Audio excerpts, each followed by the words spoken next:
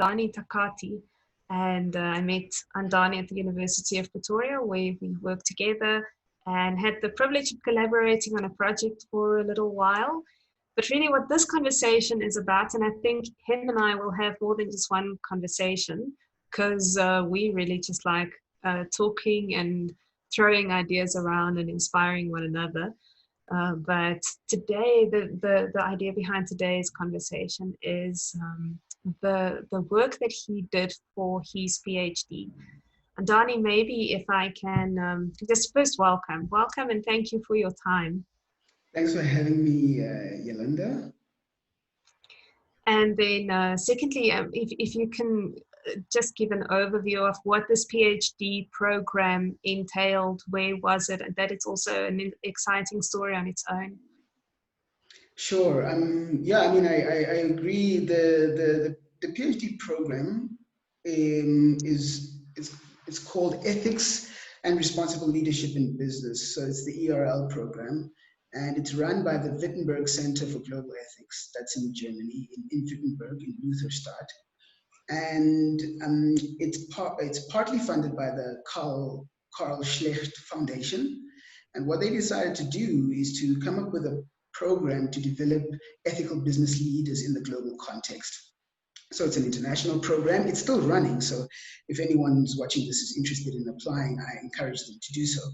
And they take students from all over the world, and they put them through sort of a two-part process, because they believe that ethics is not only about philosophy and the theory side of things. So there is the formal theoretical dissertation that you do with the university. And then there is the practical side, where you do coursework, and you do practicals or field projects. And do actual business ethics interventions with companies or in partnership with organizations. So that's the essence of the program. And yeah, so my work was focused mostly on sustainable development. And I looked at inclusive sustainable development, focusing on indigenous entrepreneurship. And then on the other side of the project, we did really great work. Can I just interrupt you? I didn't hear so clearly. Did you say indigenous entrepreneurship? Indigenous entrepreneurship, yes. What is that? Right. So interesting. So indigenous entrepreneurship, I think the major distinction here is that the reason why the term indigenous is there is because the United Nations has a declaration on the rights of indigenous people, very specifically. And this declaration recognizes indigenous people as a unique category because of the legacy that history has left upon them.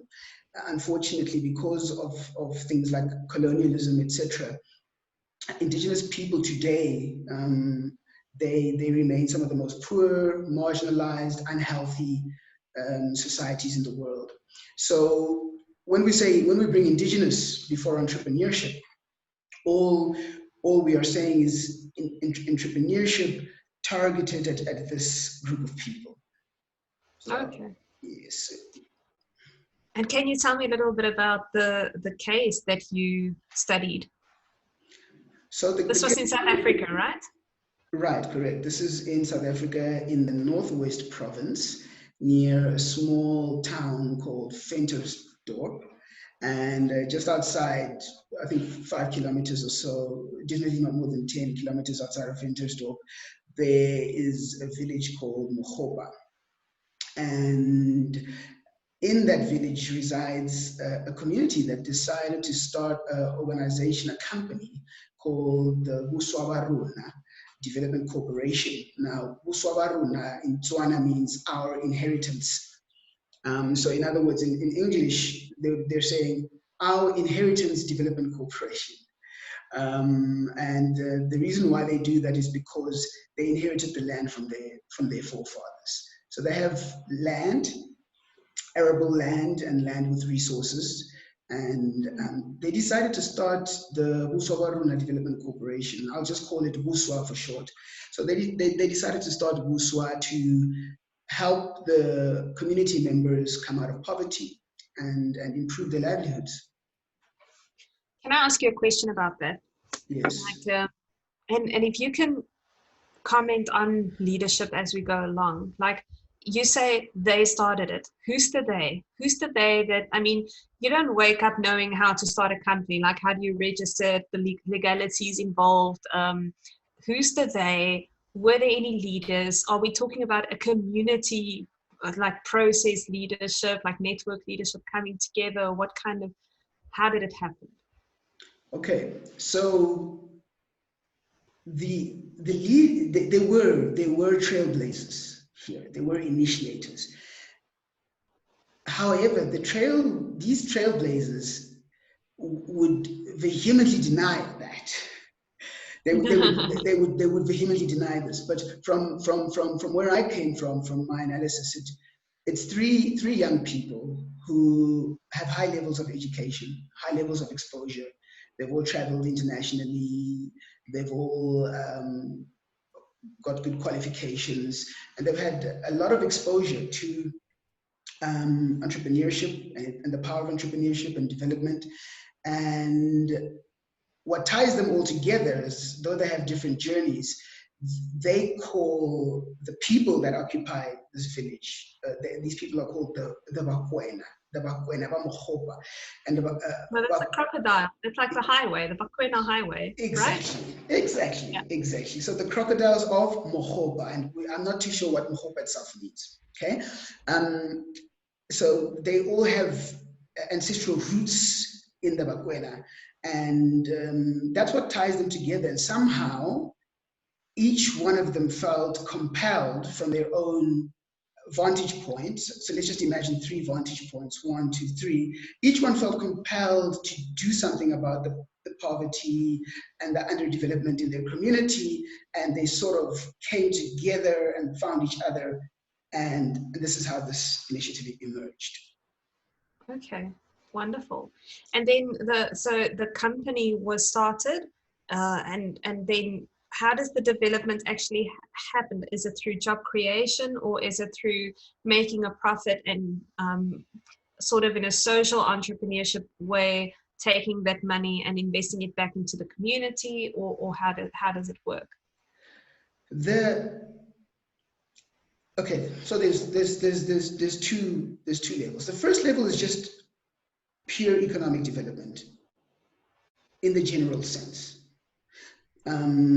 For profit, enterprising for profit, which has other developmental offshoots. Yes, so for example, they've got a policy on hiring local from the village. They've got a policy on buying local, so from the province, and so forth. So of course, there's that knock-on effect of economic development. Another thing with the profit is that there are 100 shareholders from the village. And so, you know, the profit, they haven't, at the time when I finished my study, they hadn't recorded a profit. I studied the startup phase. However, if and when they do record a profit, these 100 village members will benefit. So those are the knock-on effects. But really what I found at the heart of this, as I analyzed it as deeply as possible, was that the development is occurring through the process of launching the business.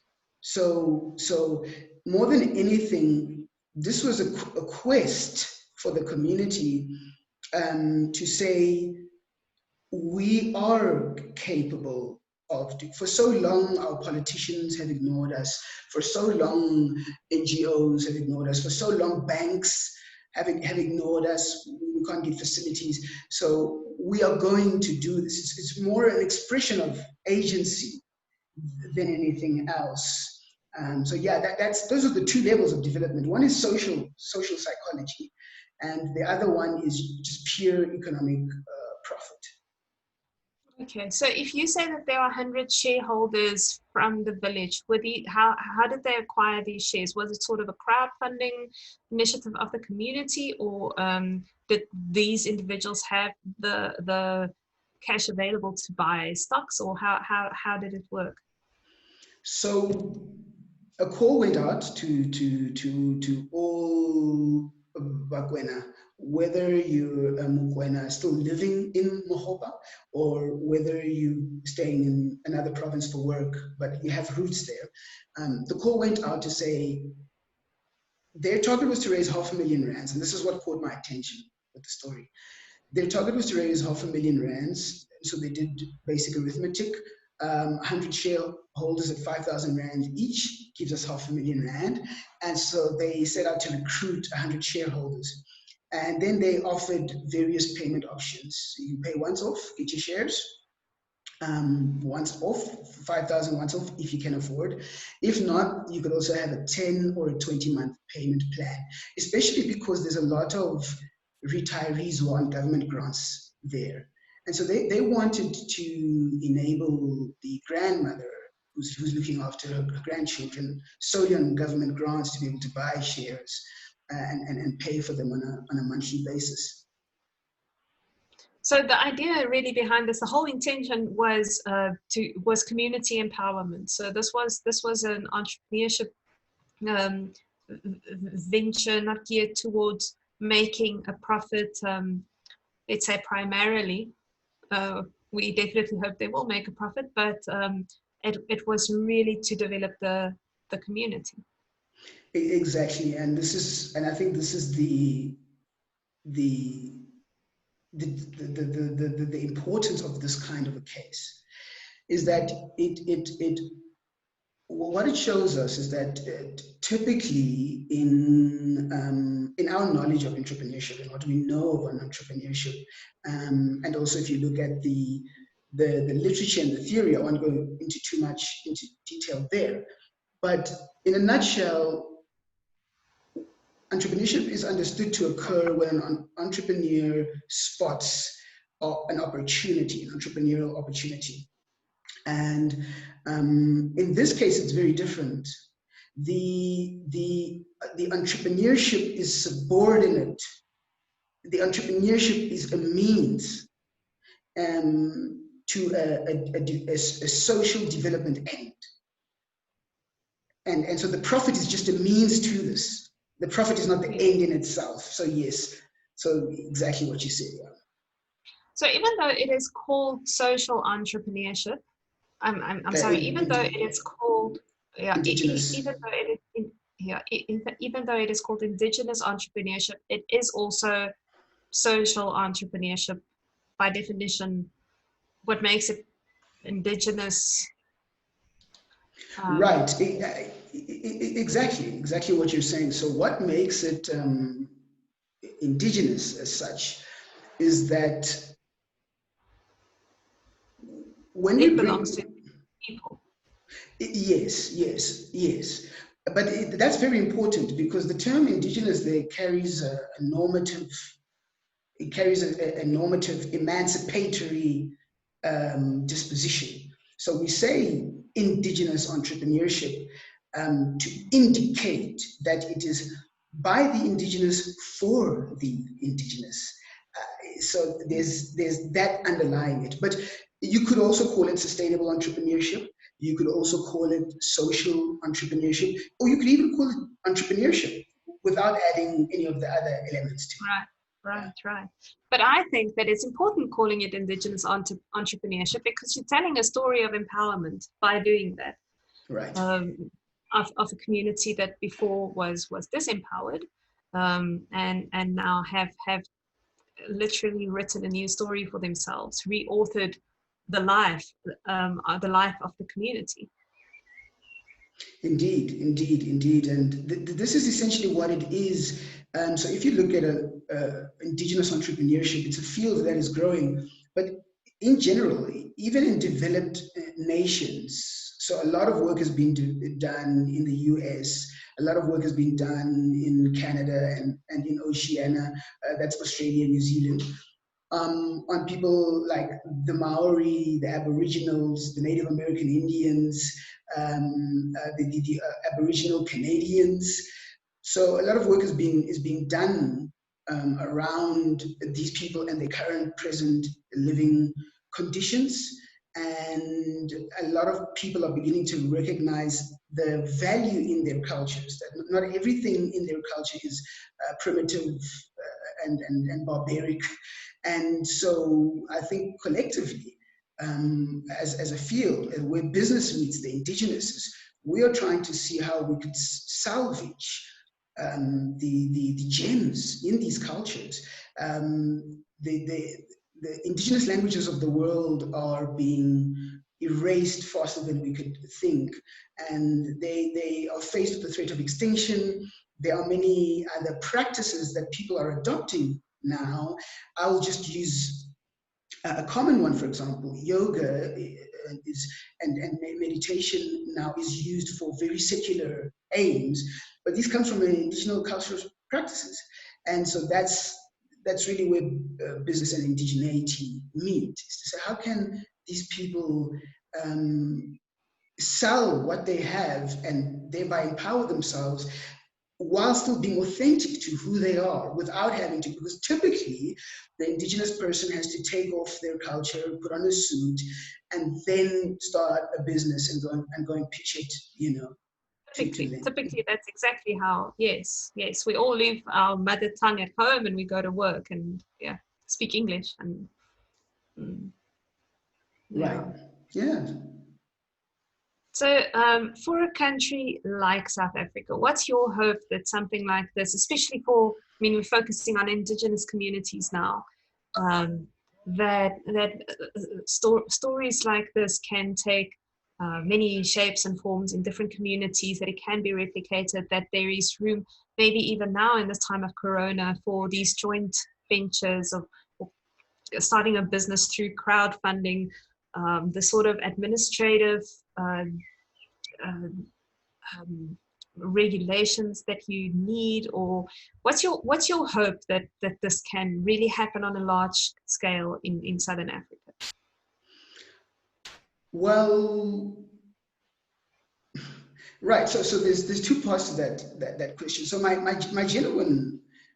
genuine hope is that what happened in this case would happen through everywhere, in every developing part of the world, whether we talk about Peru, wherever.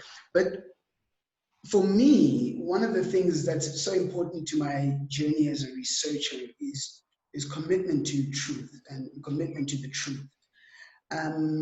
So I've been very critical, actually, of this case. I've looked at it from all angles, even critical angles.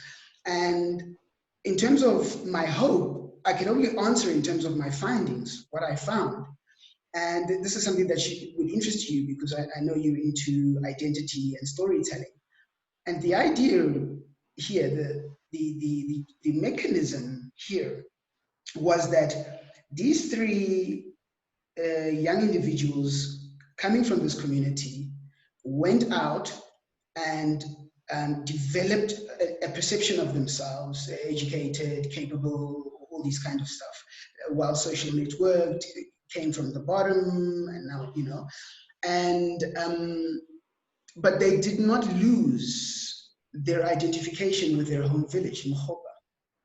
So what this then meant was every time they went home, they felt a personal moral responsibility to do something about what they saw. You see, so it's once you dissociate from something, you can put it away from you, and I see that a lot. So I'm Venda, so I'm from the north, just by Musina, near Zimbabwe of the country, and there are so many. Well, Cyril Ramaphosa, our president, is Venda, and besides being a president, he's a multi billionaire. But there are still parts of where he comes from that are not developed. And you'd wonder why. That's just a small critique, as he's trying his best as a president. Just a small critique from a business perspective. is to say, why do we have so many successful vendor people who come from these villages, but year after year we go back, there's still no tar roads, there's still no, etc., etc. And so for me, seeing this happen in this village, witnessing this community do this, so where do the young people get the stamina to do this? It's very difficult because villages are mired in traditional politics. We still have chiefs and traditional leaders governing. The area is still relatively informal. So there's lots of challenges, right? And so from a perspective of spreading this, how do we spread this, to answer your question? In simple terms, is to say not only young people, but especially young people, should not be ashamed from where they come from. The moment they stop being ashamed of this and they recognize these areas as a reflection of themselves, when they go there, okay, when they go back there, they feel compelled to do something about it. I think that a lot has been placed on the shoulders of colonialism and Western history and all of that. And my view here is to ask what is happening in this case now. Yes, we understand legacies of the past, but there are children being born in this community now who have nothing to do with its history, who simply by matter of fact will just find themselves in this situation. And so the ultimate question for me is always, how do we handle, or how do we reduce the suffering of the people now? And so I try to go in there and look at it as objectively as possible, to say, instead of throwing this at the feet, we could do this, throw it at the feet of the corrupt government, throw this at the feet of the former apartheid government who created the homeland, etc., and all these things. But ultimately, what is going on here that makes this community different from my own? And I've been going home to where my dad comes from since I was a little boy. Till this day, there's no tar road on the street from where our home is. And so this made this case so compelling for me. Yeah. Yes, that is fascinating. This question of engaging the past in order to create a new future. I think we can never get away from that. You know, if you speak of identity, identifying with a community, or even wanting to help build a new future for a community, there's no way that we can get away from re-engaging the past as we try to build a new future. But we create the past as we re-engage it. So it's about reauthoring stories about the past that no longer paralyze us in the present or make us feel like we will be eternal victims, eternally, perpetually disempowered, but something that releases enough energy, unleashes enough energy to drive us forward, to create and co-create really a new future. I want to start moving towards the end of our conversation, but I definitely have two more questions in mind. And the first would be, what did you personally learn, or what was your personal takeaway from this research? How did it enrich you? Some lessons that it taught you for your own life? And then perhaps the second one is just to say that one element that I think we can delve more deeply into, and perhaps we can make a video just on this topic about the one and the many. These out-shooters that go to university and, like you said, travel internationally, and then go back to reconnect with the community and create a structure that creates empowerment on a large scale. You know, this question of identity between the I and the us is something that I think is hugely, well, it's interesting, but it's important, I think, because of Ubuntu, and because you know, if South Africa is going to write its own story of sustainable development, it's going to have to be a communal story. No individual can overcome the sort of problems that we are facing. So but perhaps we can address that in a different video. So let's focus on the first question. Like, what was your takeaway from this? Yeah, I think interestingly for me, my takeaway here was just the possibilities that emerge when we do the right level of introspection. And in a way, this can't be separated from the second question, because these people had to leave and develop themselves. They had to leave and go and face employers and face studies and actually go on a very selfish journey of their degree and their career.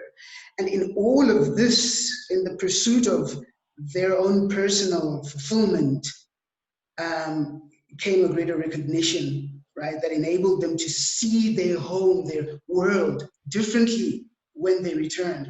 So for me, the biggest lesson here is to be able to choose, regardless of what situation you find yourself in, to be able to make a choice about where you want to be, and to go there. But I just want to put just a little bit more context there. They are doing this in light of a collective. Some of these people are old grannies who don't understand the language, the business. So a lot of the shareholders that eventually joined don't have the same background. And every single time I spoke to the various people who eventually all came on board, it started with the 3 and more recruited and so forth. But eventually when I spoke to all the participants, one of the key things that they all emphasized, and they will still do it to this day, is, oh, it's always got to be about the people. This was never about us. It was never, so it's always got to be about the people. So they understood their cultural context. And I think this is another key thing. It's just really understanding your context and not being too hard-headed about what you know, what you don't know, who you think you are, or who someone else says you are on the internet somewhere. Knowing that right here, right now, I'm in front of an old Magogo that I need to demonstrate a sense of cultural respect for. That if I'm going to get her to buy into this initiative, I need to pitch it from a different place than from a place of educational authority and profiteering. So context, subordinating yourself to the context for the aim, for the good of all. And yeah, one of these champions, his story is I know it very well. And we met when we were both in the World Economic Forum as global shapers. And he was our curator, which is like a chairperson. And curators from all the various hubs annually go to Switzerland and engage on the agenda, like you would at the broader forum.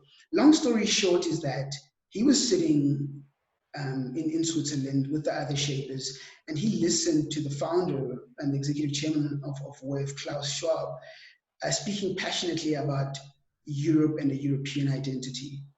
And I think that was there's a lot of critical incidents here that in each one of those, the first 3, these initiators, they each had critical incidents. And that was the one critical incident, because I think for this individual, for the first time in his life, he said, okay, here is somebody who is proudly European, and he almost felt freed to be proudly African. And that started a new fire when he came back. And that's his story. And the other participant, he also has a very wonderful story. He was just looking for, so he didn't even have close ties to the community. He was just looking for land. I want affordable land, somewhere in a village where it's quiet, where I can go and relax. And he went to go and buy land in a village. And when he got there, he asked, the traditional leaders, can I get some land? And they said, who are you? As is typical in Yalka, who are you in our cultures, right? And so he gave his name and surname, and they said, well, that surname belongs to a people, and those people, you find them in Mohopa. This is not your land. their land is there. So he was estranged from his culture, just him and his sister growing up in urban Johannesburg, not knowing much about where they come from. And his individual search just to have a piece of land taught him that, oh, you don't know your roots, so you don't even know the rights, that you have rights to land in another place, right? And this journey said, oh, so then he discovered, oh, I'm a Makwena from Hopa, and I've got a right to this area. And then that's how he identified it. So, okay, I'm Makwena now. We're going to fix this. We're going to build this community. So each one of them had critical incidents that reminded them that it's okay to be proud about where you come from, whether you were raised there or not. And so it's yes, Yeah. I definitely want to organize that for you and have you talk to them. Yeah. Because I think it's important for these stories to get out there. And this is exactly how the PhD came about, because I'm very close friends with Kopano, the gentleman that I was on with, and he kept telling me about this. And eventually, at some point, I said to him, "You have to document this. This is Right. this is groundbreaking." And lo and behold, Right. I became the journalist there. You've got the vision, you've got the job. Indeed. Okay. Andani, thank you so much for your time and for sharing the story. And yeah, let's see if we can get a conversation with them going and put that out there. And I wish you well for your career in academia. Thank you very much, Yolanda. Thank you very much for having me, and thank you for your interest in stories. I remember when I was doing some of the research for this, because I grounded my work in narratology. There's one quote that I won't forget, is that, you know, narratives. We human beings have been communicating in narratives before we learned how to speak and write, and I think that's just so powerful. We are storytellers. Like, ontologically speaking, we live through stories. So it's so important to do this kind of work. Thank you for having me on, and I wish you all the best with your future conversations. Thank you so much, and let's do this again.